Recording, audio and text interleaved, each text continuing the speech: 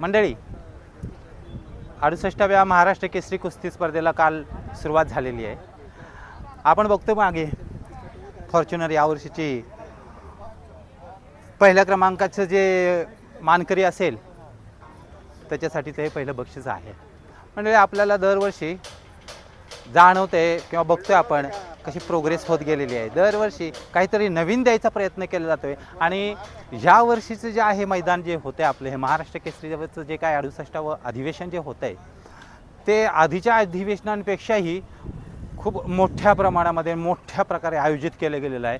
आयोजक आहेत श्रीयुत रामकृष्ण अण्णासाहेब सातव पाटील आहेत आणि त्यांनी जी बक्षिसं दिलेली आहेत भरभरून, असं नाही की फक्त पारितोषिक आहेत पहिल्या वरच्या गटातीलच ओपनमध्ये, पण बाकीच्यांना देखील स्प्लेंडर गाड्या दिलेल्या आहेत, 18 बुलेट गाड्या दिलेल्या आहेत. पण प्रत्येक आईबापाचं एक आणि त्या पैलवानाचं सुरुवातीपासूनच एक स्वप्न असतं.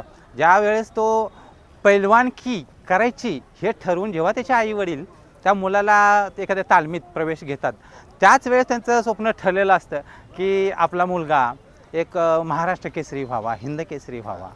आणि आज आपल्याला ते स्वप्नपूर्ती करताना एक मोठमोठे मल्ल आपल्याला या ठिकाणी पाहायला मिळणार आहेत.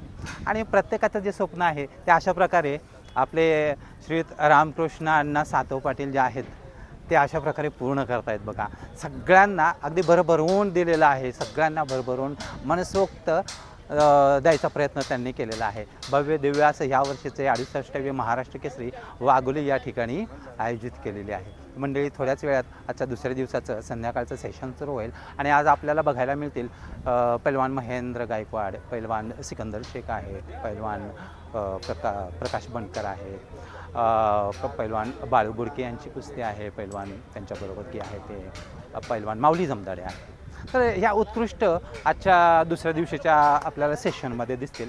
फक्त एक आवर्जून सांगायचं आहे की हे बक्षिसं बघून आपण आपल्या मुलांना देखील तेवढंच उत्स्फूर्त केलं पाहिजे आणि मुलं हे बघून उत्स्फूर्त होणारच आणि पैलवानकीमध्ये एक जबरदस्त कॉम्पिटिशन, एक जिद्द तयार होईल आणि ती जिद्द यांच्यामध्ये कायमस्वरूपी तयार व्हावी.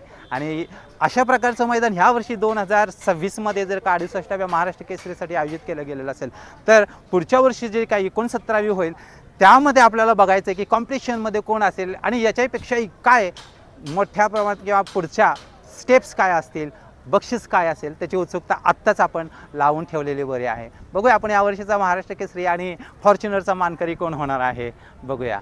तोपर्यंत व्हिडिओ लाईक करा, शेअर करा आणि चॅनलला सबस्क्राईब करा. धन्यवाद.